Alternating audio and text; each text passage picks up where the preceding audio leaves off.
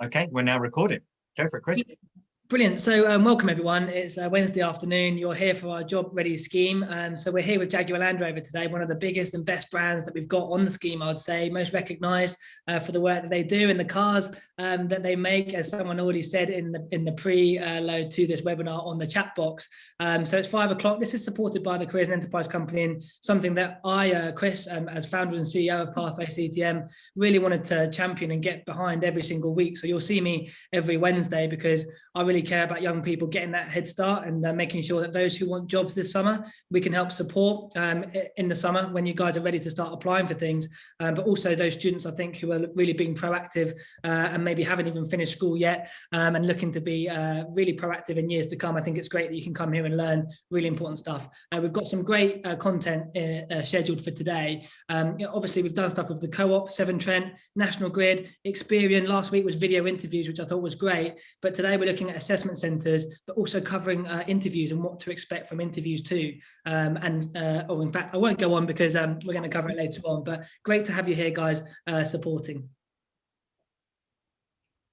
So as we go through the session today, the way that we're going to communicate with each other, most of you have found it already, there is a Q&A box. As we go through and you think of questions that you want to ask, put it in the Q&A box. We may not answer it straight away, but we will get to it, because it might be coming up to a relevant point, but put them in. Even if it comes into your head, just get the question into the Q&A box, okay? It sits there, we can see it, and then we can answer it. We may ask you questions as we go along, maybe ad hoc things that we ask you just to put in the chat box for us. Put it in the chat box. You'll see it there as well. We'll send you links as well, and any other information that we want to send to you will go through the chat box. So make sure you can see it, get yourself well acquainted, have a look at it, get comfortable with it, and start using them. Okay, and that's how we're going to communicate with each other going through. I suppose you kind of got wondering, well, who are these two lovely looking chaps that are on the screen? So my name's Max. I'm the outreach manager. I work at Pathway CTM. The outreach manager was my job. That basically means that I go into schools virtually and I talk about how to get your CV ready, how to prepare for interviews, how to prepare for assessment centres. So I work with a lot of companies trying to work out what their processes are. And then you guys, as you want to apply to these opportunities, you get in touch with me at student@pathwayctm.com. Email is in the chat box, and then we can go through how to prepare yourself for that company's process. I can't pass the interviews for you, but I can help you be the best prepared that you can. And that's my job. That's what I do. So that's where I am. And hopefully I saw some of you in school the other day. We talked about it. Some of you were interested in Jaguar Land Rover. Hopefully you're on this session. I'll be checking to see your names are there. And with me, I've got Chris. Yeah, brilliant. And I've already said hello today, but I just think it's important to note this isn't just for those who are in school. We are speaking to those who are out of school and college at the moment, looking for employment and looking to get their first run on the ladder. We've got the Easter break happening for the next couple of weeks, and then we're back here with HS2 on the 21st of April, which we'll talk about at the end of the session. But if you are one of those students who isn't in school or college at the moment, I've whacked in Max's email, student@pathwayctm.com. Drop him an email and get in touch with him if you want any support over Easter, because the whole point of this scheme, we're doing it all the way to August with events every Wednesday until the end of May, is that we are there to support you in terms of what you're looking for. So I think that's an important point to make. Perfect.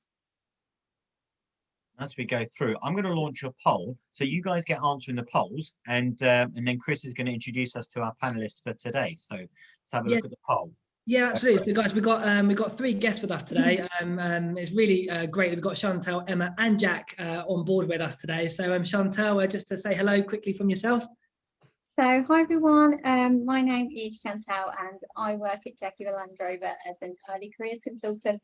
So my team are responsible for the strategy for attracting and recruiting graduates, undergraduates and apprentices into our business. I'll hand you over to Emma now to introduce herself. Thanks, Chantal. So I'm Emma. I'm an early careers recruitment delivery consultant at Jaguar Land Rover. So my role, I'm responsible for the end-to-end recruitment process for the early careers campaign. So if you do apply for one of our apprenticeships, undergraduate placements or graduate schemes, then the chances are your application will pass through myself or a colleague. I'll hand over to Jack. Thanks, Emma. Hi, I'm Jack. I am a software engineer at Jaguar Land Rover, and I'm on the Digital and Technology Solutions degree apprenticeship that's partnered with Warwick University. And I've worked at Jaguar Land Rover for 1.5 years now. And we learned from Jack that he does work on the cars. He is a car fanatic. So if you have any questions around the cars, point them in Jack's direction. Max, how are we looking on that poll? So let's have a look at how we're looking at the poll. We've still got a few people to answer them, but so we've got the question, which of the following applies to you? Have you left school or college within the last 3 years? You left school or college more than 3 years ago? Are you year 13, 12, 11, or are you teacher or an advisor or other? Okay. And I'm just going to leave the poll up for another second before I share the results, because I want everybody to be able to answer it.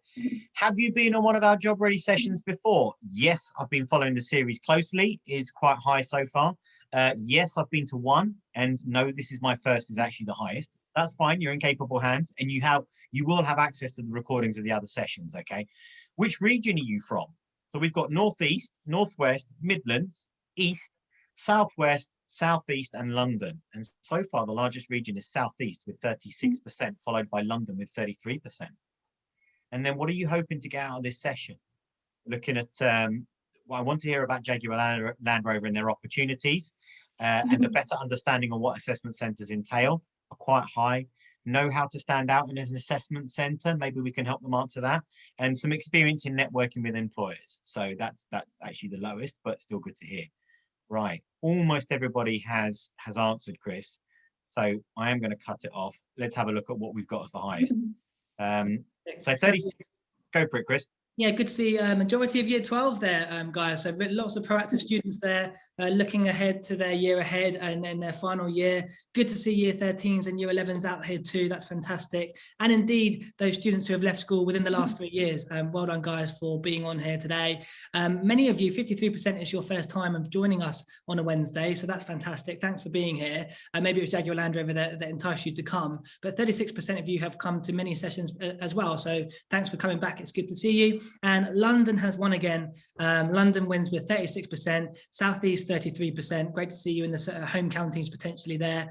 Northwest, Midlands, East of England, all representing as well, and the Southwest. So good to have you guys on board. And I would just say that it's about Jaguar Land Rover and their opportunities wins it in terms of 61% of what people are really looking forward to learn about. 58% want to have a better understanding of the assessment centres too. So let's go and find out some more. Perfect. Let's get rid of that. So I suppose it's going to be over to Jaguar Land Rover, and we're going to hand over to Chantel first. So welcome, Chantel. Thanks, Max. And I just want to say a big welcome to everybody for joining the call today. I know it's, for many of you where I am today, it's a really sunny day outside. So if it is where you are, a really big welcome for joining today's session, definitely. Max, could you go to the next slide, please?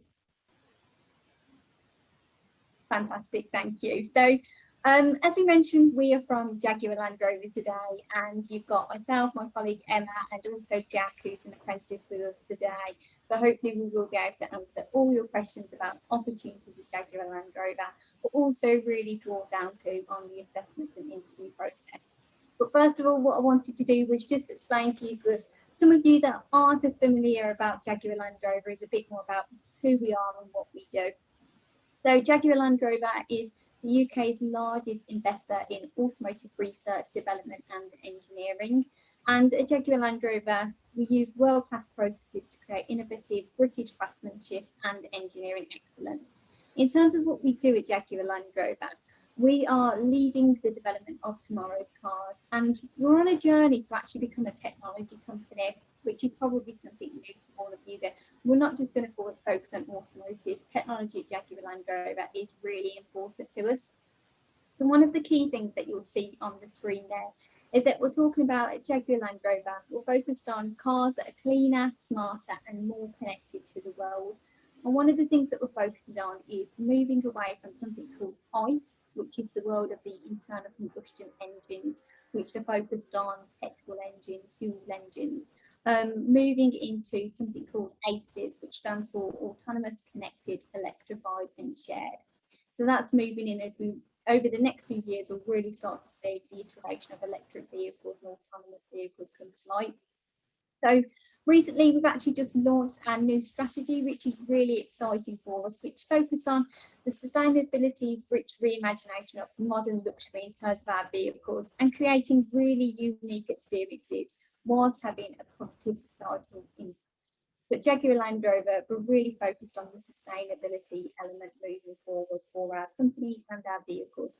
And that's where you'll see that, for instance, Jaguar is going to become an all-electric brand from 2025. So that's exciting as we move forward with that, and the team are working on how we get to that point. And also then we're starting our journey to become a net zero carbon business by 2039. And the UK at the moment are on a real key journey in terms of reducing that carbon emission footprint as well. So that's a bit about Jaguar Land Rover. And if you've got any questions in between, please do pop them in the chat box, and we'll be more than happy to answer them throughout the session as well. So I'll just hand you over to my colleague Emma, who's just going to talk to you a bit more about what we're going to talk about from an interview perspective today.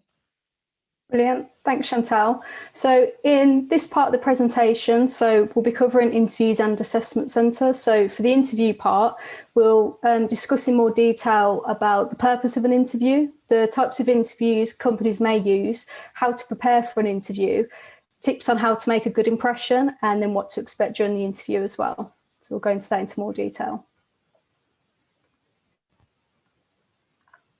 Thanks, Emma. So first of all, what we wanted to talk to you about really was the purpose of an interview. And one of the key things is it's really an opportunity for you to meet the employer. At the moment, probably lots of interviews that you may do now or in the coming months are probably going to be virtual. But hopefully over the coming months and year, we will start to move back to face-to-face interaction. And really, an interview, it's an opportunity for the employer to learn more about what your passion is for the role, what made you interested in picking a particular role, or even program if you're looking at an apprenticeship or scheme in the future. In terms of an interview, interviews are really there to try and establish what skills or what behaviours you have and whether they match with what the company's looking for. So when you do go to make an application for a job role, they typically have a job description. It gives you a bit more about what are the type of people that they're looking for. So one thing that I'd recommend that I do have done in the past is really highlight what are the behaviours, what are the key skills that I can draw from that within an interview. And really one of the key things is that it's your chance to learn more about that role in the company. So that's an interview. Usually the assessor will ask you if you've got any questions at the end. And basically it's your chance then to really find out more. And one of the key things there is that at the moment of an interview or going into the offices of another company, it's really your chance to identify, is this company the right fit for me, as well as if you were the right fit for the company. So I think that's really important, is that not every company is going to suit you or what you're interested in. So really it's an opportunity for you to find out more. And as I mentioned there at the bottom, it's got your chance to positively influence the interviewer to, in essence, secure the job. Next slide. I think it's also worth mentioning, as it was said at the beginning, that this isn't just about Jaguar Land Rover interviews. For those students that are on here and those that are looking at getting into the workplace, that applies to any interview that you're going to go to. So take that away and make sure you use those tips for any interview you're preparing for. Brilliant. So this slide shows the various types of interviews that you could do. And as we've mentioned, each organisation has their own interview process. So we've tried to highlight some of the common types of interviews here. So I'll briefly touch upon a few of them in more detail, as we want to leave plenty of time for you to ask questions at the end of the presentation as well. So firstly, due to the current climate, the most common type of interview currently is a virtual interview. So the process would be the same as a face-to-face interview, but you would use a platform such as Zoom or Microsoft Teams, and you would be expected to join using the camera. Another type of interview you could do is a technical interview. This type of interview is usually to assess your technical knowledge, skills and abilities for the role you've applied for. And these are designed to assess your fit for the role overall. And then finally, you could do a competency-based interview, which are aimed at assessing how you've used your specific skills in previous experiences. Okay. Thanks, Emma. So now we're going to just talk to you a bit about what you can do before the interview. So before you get to that stage. So one of the key things that we'd recommend is researching, of course, the company that you've applied for. So going onto their website, so you could go onto Jaguar Land Rover's website, for instance, you'll find out a bit more about what the company do, a bit more potentially about what the different areas of the company do. But also I'd recommend going out and looking about what is happening within the wider industry as well. So, you know, the automotive industry in particular, you know, electric vehicles, as we've mentioned, is really important. Reducing the carbon footprint is really important. You know, look at some of the wider trends within that industry, and it can really show that you're passionate about the industry. One of the good things is to reread the job description that you've applied for and have a look at how do your skills align to this role. One of the key tips that I would say when you are applying for a role is I'd recommend either copy and pasting it into a Word document or saving a copy as well, because often what happens, once you apply for a role and it closes, the job description does disappear. So sometimes it's hard for you to get back to look back at it. So definitely recommend doing that. As I mentioned, you get an opportunity typically in an interview to ask questions to an interviewer. So have a think about before, what do you want to find out more about that company, or what do you want to find out from that particular person? So I've included a couple of examples there, which include such as what development opportunities are there at the organisation? What potentially would they say that culture is like at the organisation? You may even, for instance, want to ask about flexible working, for instance, able to work from home, which is becoming more apparent at the moment. But also, you can see there it talks about dressing appropriately for the interview. Some organisations, such as if you're going for maybe a retail role or quite a creative role potentially, you may have a more of a casual dress code. Or if you go into somewhere like Jaguar Land Rover, for instance, or a big corporate firm, they may be asking for you to wear business dress code for that, but they'll usually outline them in the instructions. And if you're not sure, you know, just email the team and ask them that question. Remember, if you are going to go to a face-to-face interview in the future, we'd recommend checking that you know where that location is, making sure you've got plenty of time to get to that location. Ideally, you want to get to that interview before, so you can sit down, you can feel comfortable, you've got yourself there at the location. Like I mentioned there at the bottom, it's a really good idea to do a mock interview if you can. So if you've got a family, a guardian, a friend, or you might even have somebody at school or college, such as an employability service, where you can ask them, I've got this interview coming up with, say, Jaguar Land Rover, I'm quite nervous about it, can you help me to do some prep for it? And, you know, there'll be lots of people, I'm sure, on hand, and you can Google lots of different interviews online as well. And the key thing at the bottom there is remember to draw on your experiences. So some of you may have done work experience potentially during year 10, 11 or so, or some of you might even have a part-time job. Have a think about how your studies relate to a job, for instance. So, you know, you might have done projects, teamwork potentially together. And also there, one of the key things that people forget very often is to talk about your hobbies and interests as well. So, for instance, if you were coming to Jaguar Land Rover and you wanted to be and work within tech as an engineer, for instance, you may be interested in doing coding projects at home potentially. You can really draw on some of the key things that you do at home, and that really shows your interest in that role as well in that organisation. Chantal, just a quick question. At Jaguar Land Rover, for example, how could I go about understanding what to dress for the interview? Like, would it be like looking at characters that we see on the screen at the moment, looking on the website and seeing what people dress like at the company? So in terms of what usually happens, and this is what Emma's team do, so Emma's team usually will do a candidate prep session with candidates. So if you come into an assessment centre with us, they'll usually do a briefing for you beforehand, and it will give you some more details about the exercise, etc., what to expect from the day. But we would expect typically for a Jaguar Land Rover interview a business dress code, formal dress code, even if that's an interview at home potentially, you know, put on a shirt or whatever, but we would expect business formal dress code for us. Fine. And Emma, I suppose, because it's one of those things, isn't it? When you turn up and you don't look like the other people, it can just put you off sometimes if you made a bit of a blooper about what you're wearing. Have you ever had people where it's just put them off their game by them wearing the wrong thing? Or I wonder if that happens. It does happen, but the assessors are well trained and that they don't take that into account. We do request that obviously candidates do dress in business wear, but it's not taken into account. It doesn't affect any scores of the assessment or anything. And I think we're all pretty laid back at the assessment centres. We just want to make everyone feel as comfortable as possible. So it's not a huge issue. Oh, it's great to hear, because we always get asked, that's always the main stress, like, what do I wear, you know? No, thank you very much. No problem. So yeah, here we've listed a few points that would help you make a good impression on the day of your interview.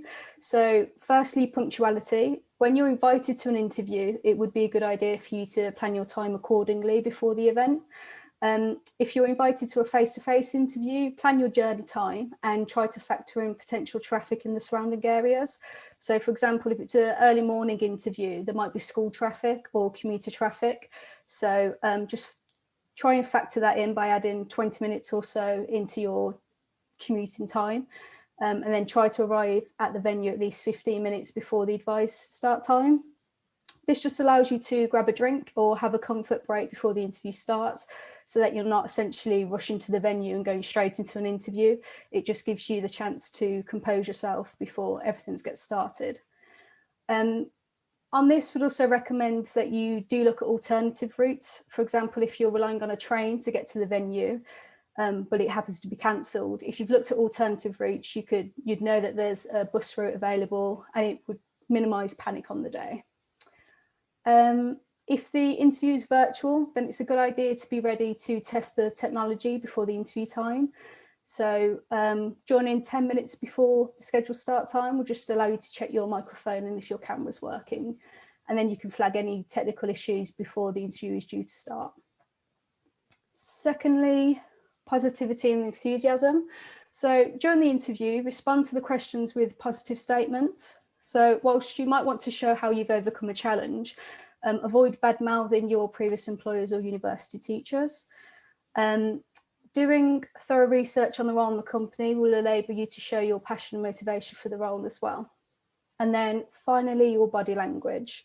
So during the interview, sit upright to avoid slouching or leaning on the desk. Retain eye contact. So this is just a good communication skill because it shows your interviewer that you're engaged and you're listening. Regularly smiling and nodding throughout the interview just shows that you're engaged in the conversation as well. I'll hand over to Chantal. Thanks, Chris. Did you have a question there that you wanted? I did actually, yeah. I was just going to mention, so you read my mind. But I was just going to say, at school, I'm an ex-teacher. Like I used to do that, and we used to always hear, people say, "Oh, I'm late because I missed the bus, etc." And people laugh, and it's just like maybe the culture sometimes. But yeah, I guess does it change when you get into the world of work? Like if I was to turn up to your interview and I said, "Oh, I missed the bus" or something like that, it doesn't really cut it, does it? It depends how delayed it makes you. So what you have to remember is if they're interviewing multiple candidates in one session, then it does have a knock-on effect on the day. So this is why even before we invite anyone to an interview, we'll try and give as much location information as we can to ensure that candidates arrive on time. I think it's just think about the impact that you being late would have on the interviewer, the interview itself, and then the rest of the session. Yeah, definitely. Yeah, absolutely. Get there on time and make sure that you absolutely nail it. So thank you. Really good advice. No problem. Thank you. So now we're just going to move on to what can you do during the interview, really. So when you have submitted your application, you've probably either done it online or you might have submitted your CV as well. So we'd recommend being prepared to talk through anything that you've got on your CV.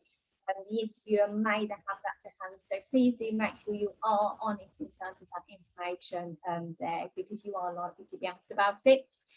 As Emma mentioned there, with your posture, to try and be as confident as you can, and that also comes across with how you talk to somebody as well. We understand interviews are nervous, regardless of what age you are or anything. It is a really nerve-wracking experience, but try and say as much as you can, try and build that confidence and try and talk through your exam skills with some confidence.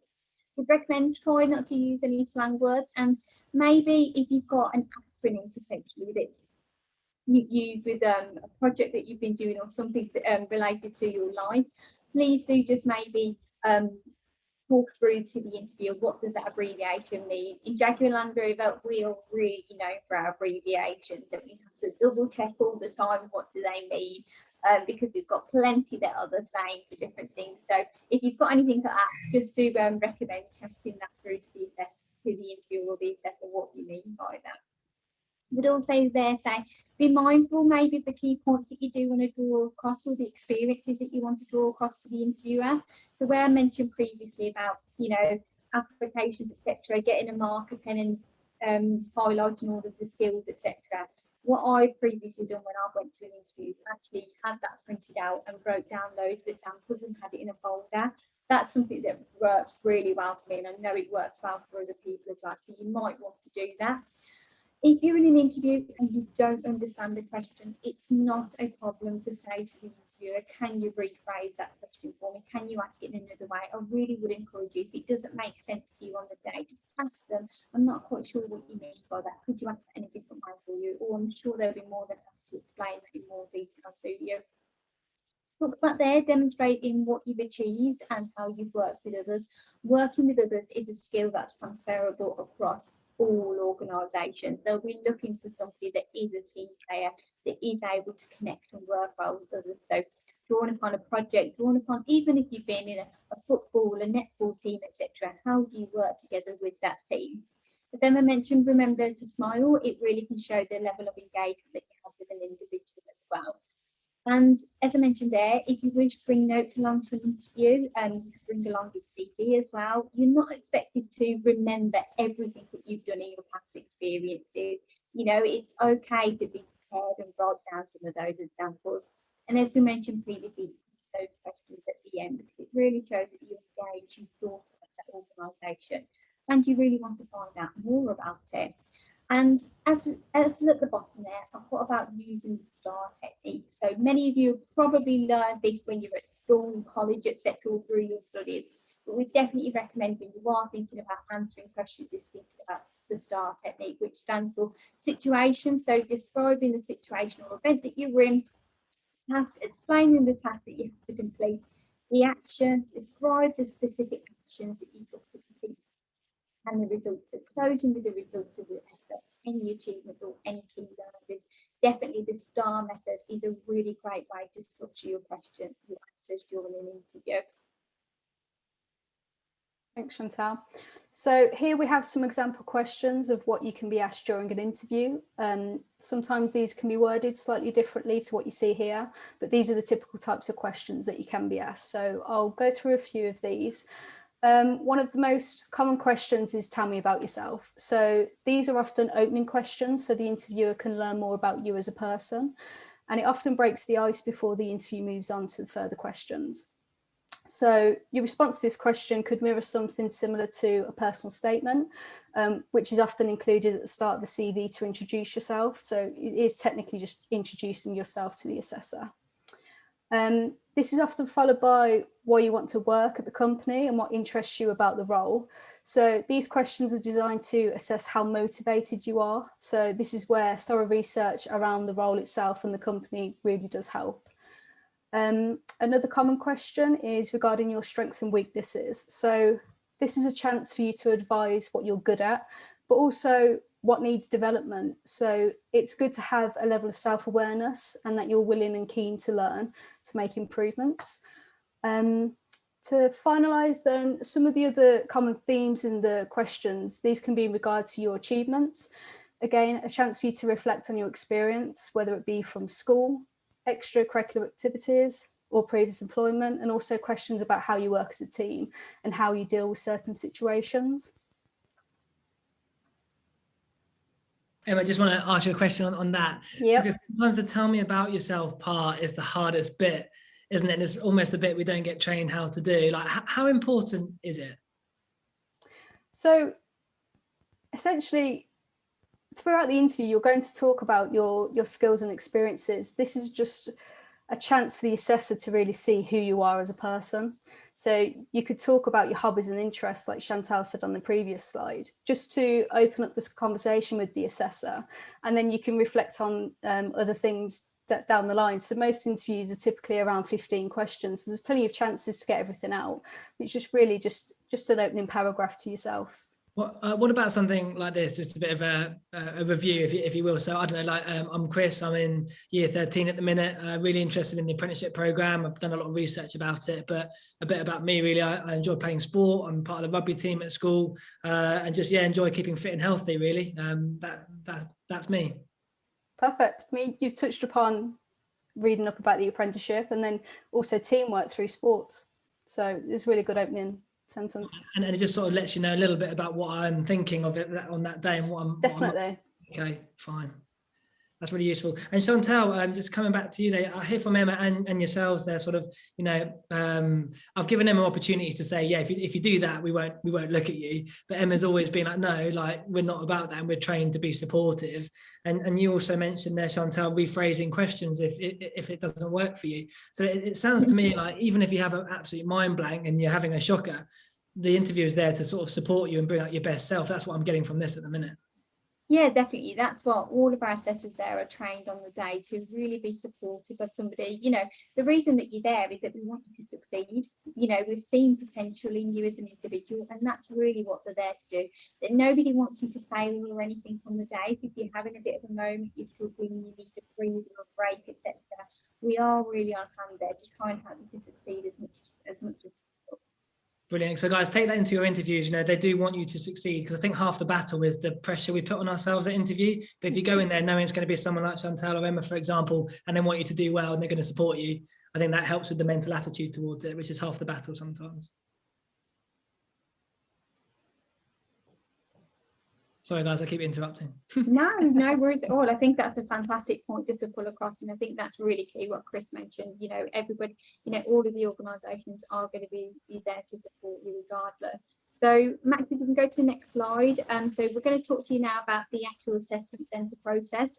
So you know, some of these activities will draw upon what we do at Jaguar Land Rover, but this is open and broad to lots of different organisations as well, as we draw upon some exercises that maybe we don't do, but other organisations do, for instance. So first of all, we wanted to reflect on briefly, so what is an actual assessment centre? So assessment centres are typically a half a day or up to 2 days, depending on the organisation. Our days are typically a half day session that you'll come into Jaguar Land Rover for. So in terms of what it is, it's a combination of tasks and activities that you're expected to do on the day, and that's in order to assess your suitability for the role. On the day, you'll do multiple activities, and that involves things such as interviews or group exercises. And on the day, so you've got the different exercises will likely be assessed by different individuals. So it wouldn't just be me that you'd see all day throughout the exercises. You might see 3 different assessors, so that, you know, you've got a different opinions in terms of how you performed on the day. On the day of an assessment centre, you'll typically be joined by other candidates, and that can range to about 8 other people, depending on the day and depending on the organisation. But one of the key things to remember is keep focused on your own performance when you are doing assessment centre. It's nerve-wracking as you are seeing other people during a group exercise, for instance. But I would recommend, though, one of the key things is when you are in a group exercise, so the key thing in that is that you do need to be supportive of others. Whilst you want to succeed, one of the key things that assessors will look for is, do you support others? Are you a team player as well? So that's really important. And an assessment centre is often the final stage of the recruitment process. It's the final stage of our recruitment process before you get it on. So I'll just hand you over now to Emma, who's going to provide you with a bit more detail about different exercises. Thanks, Chantal. So yeah, in this part of the presentation, we'll discuss some of the activities that you could do at an assessment centre. So you could do an interview, a group exercise, a technical interview, or even a practical exercise. Now, most organisations do state on their website what types of exercises that they do. So we'll just touch upon a few of these in more detail. I believe Chantal will start with the interview. Thank you. So obviously we've spoken to you a lot about in the first part about interviews, but we wanted to touch upon briefly because at an assessment centre you are likely to do an interview as part of that, and it's really about predicting that future potential as yourself as a candidate. And it's your chance, as we mentioned, it's your chance to talk about what are you good at and what inspires you to do that role or work at that organisation potentially. And the questions are really there to discuss how well are you likely to do the job of that organisation? Are you actually motivated to do that job? And how you might react to some typical situations within the job role. So there's an example at the bottom there that you might get asked. So if you were struggling to understand a new task you've been given, what would you do in that scenario? So we'd be looking for you to explain, I might go into talk to this person, I might go and find out a bit more, try and Google stuff, or try and go on the internet to find out more about that situational task you've asked me to do. So that's just a bit of a brief example, some of the questions you might get. Hand over to Emma now to talk to you about the group exercise. So, as Chantal advised previously, assessment centres often have multiple candidates in one session. So there will often be a group exercise, because this is a great way for the assessors to see how you work as a team firsthand. So the assessors will observe the group exercise to see how you interact with the other candidates and how and what you contributed to the task. The tasks that you do can vary, so it's just depending on the organisation. One main tip here would be to try and participate as much as you can, because if you don't talk or get involved, it is hard for the assessors to make observation notes and essentially mark you at the end. So also in relation to this, it's good practice to include quieter members of the group. So if you see someone isn't really contributing much, ask them, what are your inputs, what are your thoughts, and just get them involved, because that's what teamwork is. Group exercises are timed activities, so it's a good idea to establish roles before you move on to completing the task, and have designated timekeepers, because remember they are timed exercises as well. Thanks, Emma. And another example here that we've got to talk to you about is a practical exercise as well. And in particular, this is something that we do when we are able to do assessments face to face for our level 3 advanced apprenticeship and our level 4 higher apprenticeship. We would typically do a practical exercise. And these exercises are typically related to the job role that you'll be doing. And in terms of what happens at Jaguar Land Rover, we provide you with a kit and some equipment. And basically, we give you a set of instructions in terms of how to build this specific kit together. So in terms of what the organisation's looking to understand there is, how well do you follow a process? How practical are you in terms of demonstrating that to the assessor? In terms of some of the key things in terms of this exercise is that you may be asked about how could you make the process better, for instance. So the process may not be perfect, and you may be looking to see. So you have this process to put together these pieces of equipment, it didn't quite work very well, or you thought of a different way it could be done better. Or even within the instructions, for instance, as well, there might be something that's missing, that's a key thing that you need to pick up on the assessor about. So if you are given a piece of kit and the instruction, really try and bring through those instructions and focus on, how can I make this equipment the best that it can be? Is there something missing about this process that I'd like to change moving forward? But it's a really good way to see how practical you are, because some of the roles, in particular Jaguar Land Rover, are really hands-on, and we need to see that you've got practical ability to do the job role as well. So I'll hand you over to Emma now, who's just going to talk to you about the interest. Thanks, Chantal. So I thought it'd be good for us to talk through what the intro exercise is, because whilst not all companies have them, but they might have them in different formats. So an intro exercise is essentially a paper-based task. So it would follow exam style conditions. It is strictly timed. So what you'd have to do is answer as many questions as you can in the time period given. But essentially, you'll be given scenarios, and you'll have to answer questions that will assess your approach to planning, prioritising and managing work-related tasks and challenges. It will just really assess how you're likely to cope in the role and how you would respond to certain scenarios.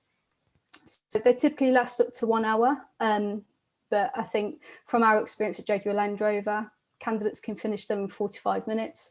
Just remember that it is strictly timed, and answer as many questions as you can in the time frame. Thanks, Emma. So this is the last exercise that we're going to talk to you about today, which is the technical presentation. And then we're going to hand you over to Jack, our apprentice. So this exercise involves presenting to an assessor. So it may be one assessor. For us, it's one assessor. It could be multiple assessors in other organisations. So you may be asked to pre-prepare this. You may have the opportunity to do it via PowerPoint, for instance, and create that into the team. or even you may be tough to do that on the day. So you may actually just be doing it by just doing a flip chart paper potentially on the day. And these exercises really to understand your technical ability and skills. So an example of this could be, can you talk through a project that demonstrates your technical ability? So you may have done a project at college or at school, for instance, that talks to you about the technical skill set that you've developed, or you may have done something to do with engineering and building some form of equipment, etc., which a lot of our apprentices come in and talk with.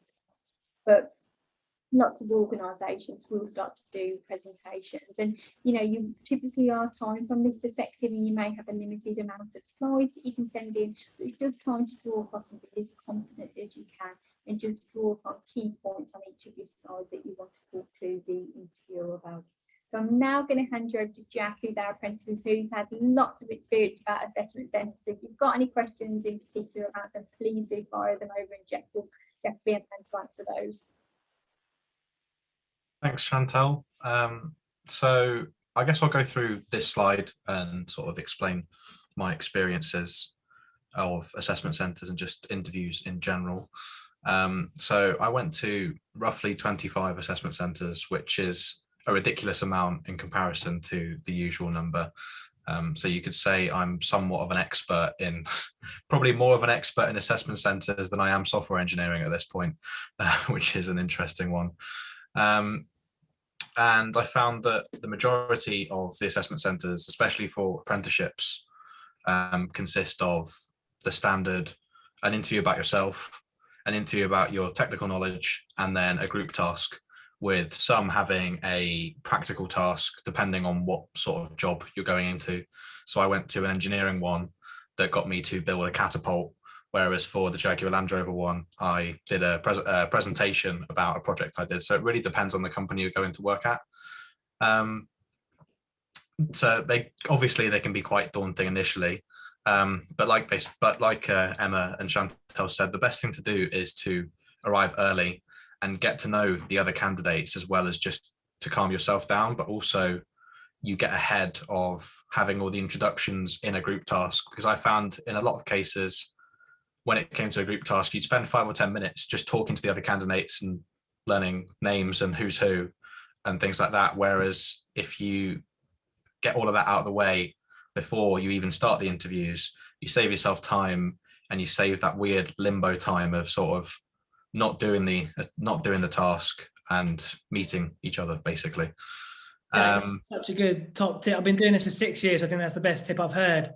So, and look, you did 25 of these, right? So fair play to you for and by the way, Howard Schultz, the founder of Starbucks, he failed 150 times until he got funding for Starbucks. So, it's another case study, Jack. So did you actually realize that as you started to learn by going, oh, actually this works really well? Or did you go in with a bit of a game plan to get to know their names? I like to think I'm quite of a sociable person. So from the start, it was always an intention of going to talk to people. And well, surprise, to a lot of the interviews I went to, weirdly, a lot of the people I met knew people that I knew.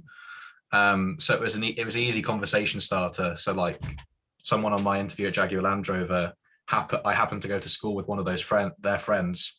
So easy conversation starter, and that sort of got that sorted already.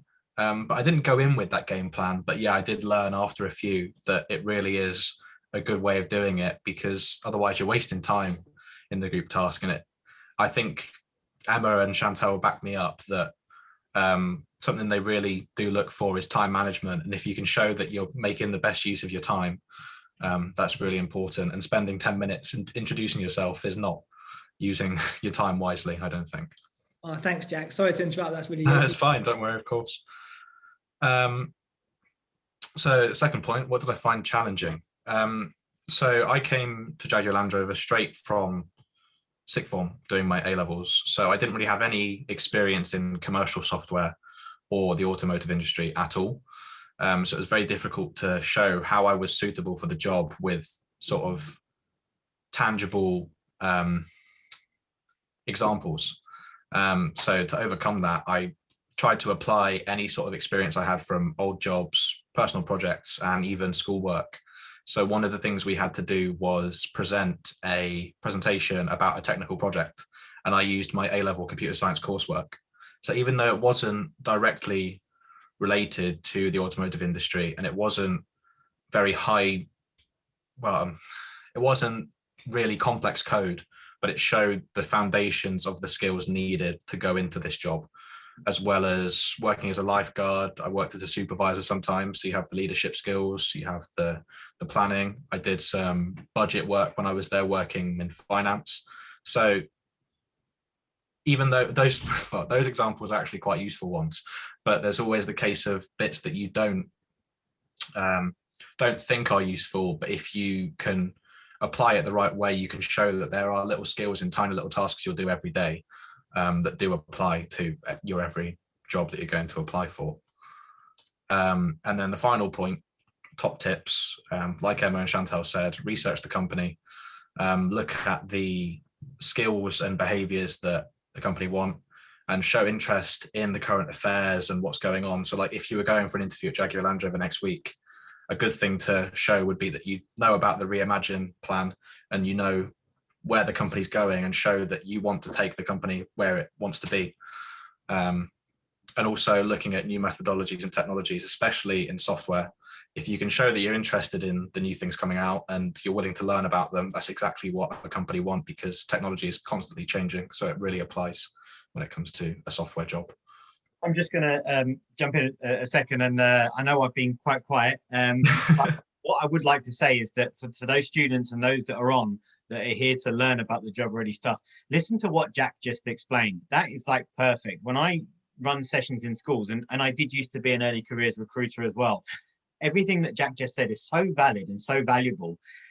Don't leave things out because you think it might not be relevant or it's not a good example. Let the recruiter decide that. Let the company who's interviewing you decide whether it's a good example or not. Put yourself forward, use as many examples as you can, and it doesn't always have to relate to having worked in the motor industry, for example, or having worked with software before, because as an early career recruiter, you know that the person that you are recruiting is not going to have 10 years of experience in that industry. So we'll look at those other examples, but bring everything that you've got to the table and let us make the decision.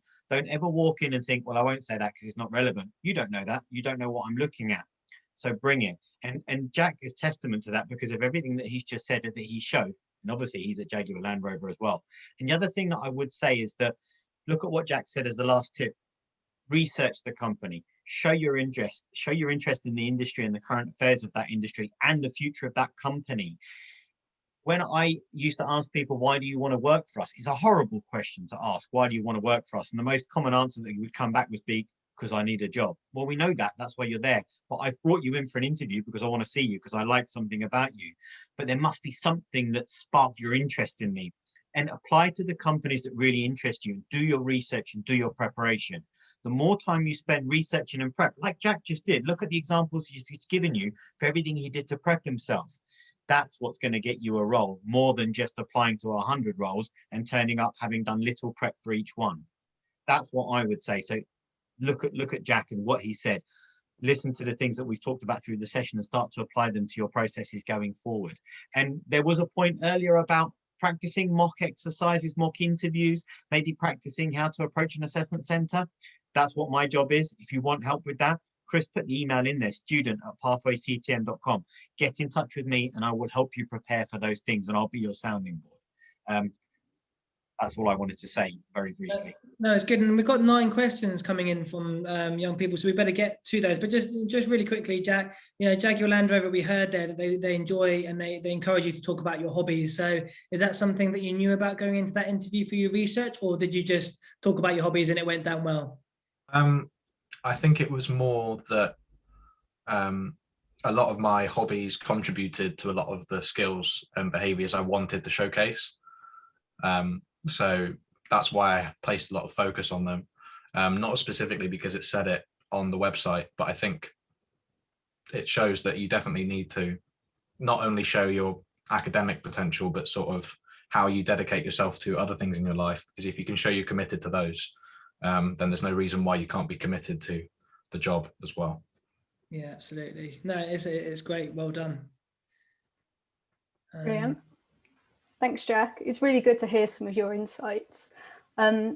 So yeah, I'll just quickly summarize then. So here are some key points to remember.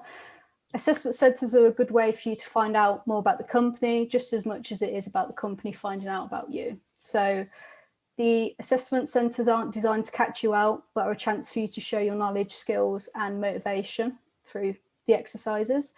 As Jack mentioned, use the assessments to network with the other candidates. You will be doing a group exercise with them, so it clearly does help out.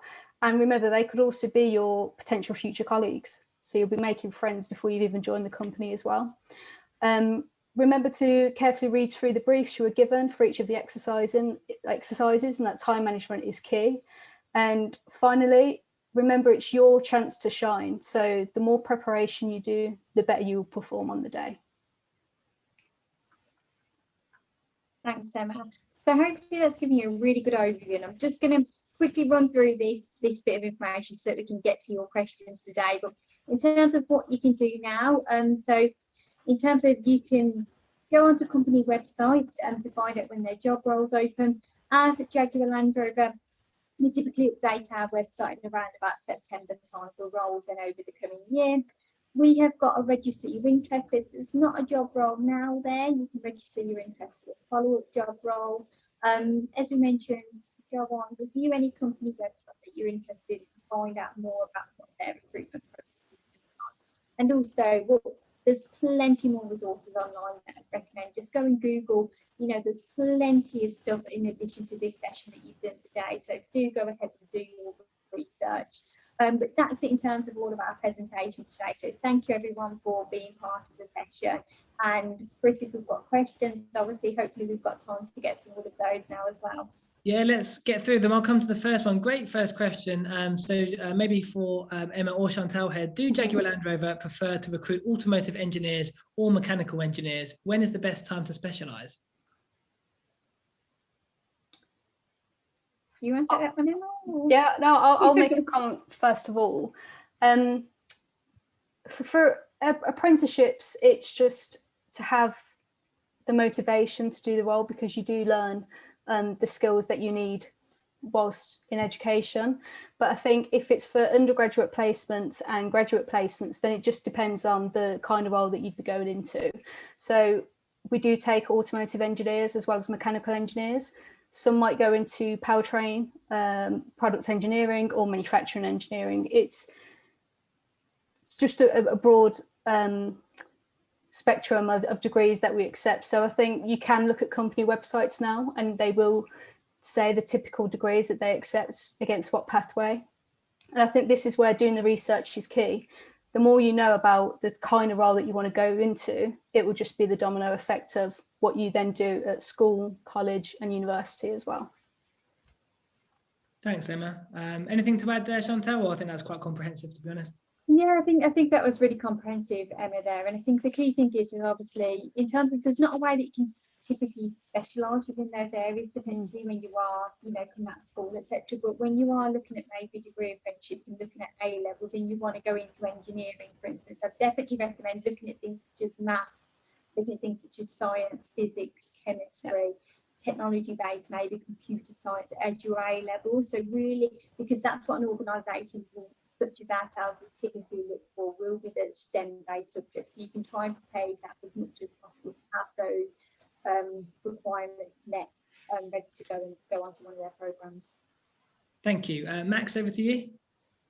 So yeah, Josh has asked, does the presentation go into different job roles that are available at Jaguar Land Rover? And somebody has asked as well if you have accountancy and finance opportunities. Maybe we can give just a brief overview of the kind of degree apprentices that you take on, the kind of apprentices you take on, and what types of roles. Yeah, definitely. I can take that one first if you want. So we have a range of apprenticeship schemes from level 3 up to level 7. So in the level 3 phase, we're typically taking roles within manufacturing and engineering. In the level 4 phase, where we're recruited in the past, that has typically been engineering as well. In terms of the degree apprenticeships, we have 2 programs currently. One is the program that Jack's on, Digital Technology Solutions, more around that coding, programming, technology side of engineering. And then we also have a new program, which is the Applied Professional Engineering degree, which is more that typical traditional mechanical engineering that Emma discussed previously. But yes, we do have an apprenticeship in finance, which is a level 7 apprenticeship scheme. It's not a degree apprenticeship scheme, but basically you do get that senior qualification, which is relevant to that accountancy style. So definitely we do have opportunities within finance at Jaguar Land Rover. Perfect. Another question we've got as well is about what university do you partner with? Do you partner with different universities according to the different types of degrees, or is it always the same one? So it would range. At the moment, the one that we do use is the University of Warwick, but we have potentially, you know, as we draw upon new programs, there may be different universities that we may work within in the future, but definitely at the moment, the University of Warwick is the University of Warwick. Perfect. I've got a question for Jack, actually. I know that we've got obviously some very serious questions, but Jack, I'm going to test your knowledge here. What's the most produced Land Rover? Oh, that's a difficult one.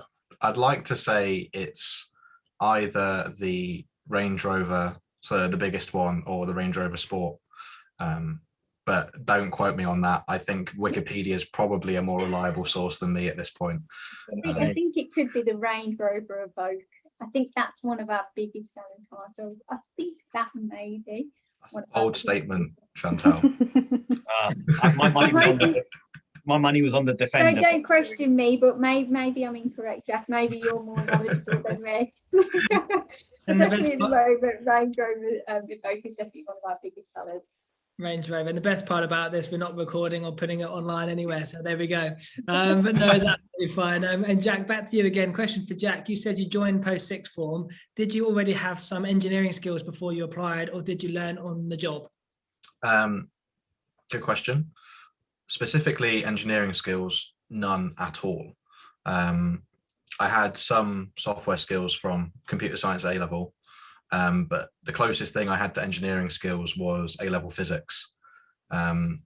So no, not really any engineering skills at all, and pretty much all of it was learned on the job. And my job is a lot more engineering than I thought it would be, so I've learned quite a lot actually. Fantastic. And Chantal, just one for you. I'm not sure if you can talk about this, but is pay included? They're guessing yes. Josh, yes, good question. You've got to ask. But if it is, how much on average is the pay as an apprentice? So the apprentice salaries range per program. So starting salaries can range from 13,000 up to 20,000, depending on the program. So the level 3 starts on 13, and the level 6 and level 7 starts on 20,000 onwards. And what happens as part of the apprenticeship program, you get increases throughout the duration of your apprenticeship scheme, so you do have a good salary at the end of your program as well. That's definitely good money. Thank you. Max, any more questions in the pot?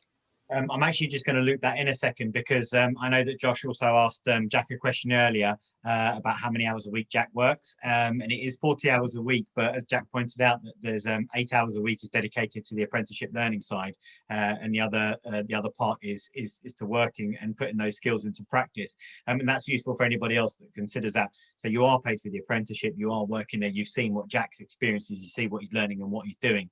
It is there. We have got questions about how you can prepare for an assessment day. We've covered that in the presentation. We've gone through that. You can see that. And remember, you can watch this back as well. And using the STAR technique effectively, we talked about that as well. And again, if you need to have a look back at the presentation, we have got. Do Jaguar Land Rover have any online work experience opportunities in the near future? So in terms of our work experience team are working in the coming months, I believe, in terms of developing some new programs. So we've just had a program that literally just finished last week, but they are looking at over the next coming months how can we add new programs to the edition. So I definitely say one way that you can keep up to date is keeping an eye on the website, but also following our social media channels as well, because if something does go live, we would share an update that this, you know, it's going live on this date as well. So I definitely recommend doing that. The other question that we've got is, would you say your assessment centre process is similar to PwC, and would you say that you look for the same skills? I don't expect Jaguar Land Rover to answer PwC's assessment centre criteria, but what I would say is that what we've seen through this and then the way that the presentation has been set is that this is what would happen in interviews in assessment centers across different companies. Now, we had the point within the presentation that when you are applying for a job, doesn't matter what company it is, what role it is, always look at the job description, have a look at the skills that they're looking for, have a look at the strengths that they're after, and that will show you how the assessment center is going to be kind of focused, because that's what they're going to want to see within you. A lot of companies look for the same things, but slightly different things in slightly different roles. So that's about doing your research beforehand. Jack mentioned it earlier. Look at what the company is asking for. Look at what their values are. Look at the skills and the strengths that they value within those roles and within their company. And you will start to be able to build a picture of what is going to be required of you. Okay. And do you need any skills before going into the apprenticeship? Like example, any mechanical skills? I don't know who can answer that, but do you need any skills before going into the apprenticeship? I'll answer that. Short answer is no, because you will be trained, whether it be via the university or a college. All we ask is that you have a willingness to learn and that you have a motivation to actually do the role as well, which again is where doing as much research on the apprenticeship itself and the company is really key, just to see if it would be a right fit for you. Perfect. And then the last question that we got is, what is the earliest an apprenticeship can be started? And I guess that means, like, in terms of age, what's the youngest you can be to start an apprenticeship? So Jaguar Land Rover is 16 or above. There you go. 16 or above, because you can come out of school, you can do your GCSEs and then go into an apprenticeship, because that is still considered to be a full-time education. So therefore it is feasible, it can be done, and there are a lot of companies that will put you on a pathway if you wanted to come out at 16, start at an apprenticeship, start at the appropriate level and work your way up and continue to do the levels, and within maybe 7 years you could finish with a degree and still be working at the same company and had all of that experience, all of that paid work all the way through. Again, do your research, look at the different companies, come to sessions like this, which is what you've done, which is fantastic, and see what's on offer and do those virtual work experience days, but always keep your eye open. With that links in beautifully that in 2 weeks' time, everybody's going to enjoy Easter for a couple of weeks. We're going to be working hard in the background, but we do have the next part to our job ready scheme, which is about working smart, top tips for working smart, and that's going to be with HS2. Huge project, obviously, and that's Wednesday the 21st of April at 5 o'clock. I've popped that in the chat box there, guys, so you can sign up to that one. It should be another great event. But other than that, Max, I think we're wrapping up, aren't we? I think we've gone over time by 3 minutes. Over by 3 minutes. But yeah, what I would say is that what I would take away from that session, Chris, is for you guys that have attended and seen the different types of assessment centres that are available. Think about the skills that you can bring, show everything that you've got, look at the job descriptions beforehand, look at what they're looking for, get other people involved, put yourself forward. Jack gave that excellent piece of advice. Turn up early, get to know the other people, because then you're going to save yourself some time and it is going to help you stand out. But if you are one of the quieter ones, think about how you can add value. If you're one of the noisier ones like me, make sure you involve other people in there as well. But yeah, bring everything you've got, show what you have, and let the recruiter decide whether it's right for them or not. Yeah, Max, I think that's great advice. And I just think it's inspiring to hear another employer that's so inclusive and they want you to do well. That's not how I got brought up, thinking these big corporates were scary places, but that's something that I've learned in my career at Pathway CTM. They are inclusive. They want you to do well. You can rephrase questions. You can turn up in the wrong attire and they'll still give you a chance. You can get it wrong and they still want you to do well. And I just like what Jack said there in terms of speaking to the candidates, know their name before you get into the group activity. Like those sort of top tips, I think, are gold dust that can really make the difference. So Chantal, Emma, Jack, thanks so much for your time today. It's been great to have you with us. Thank you. It's been great. Thanks, Chris. Thanks, Max. No worries. I'm just going to finish with one last thing. If any of you are interested in furthering your careers with Jaguar Land Rover, Chantal has put the email address in the chat box. So make sure if you've got questions specific to them, get onto them and find out from them. And then hopefully we're going to see some of you. Josh, thank you for joining, because I saw you in school the other day. If any of you are interested, the British Army is with us tomorrow. Have a look at our website and our events page and you'll see the information for that. Thank you very much. Thanks, everyone.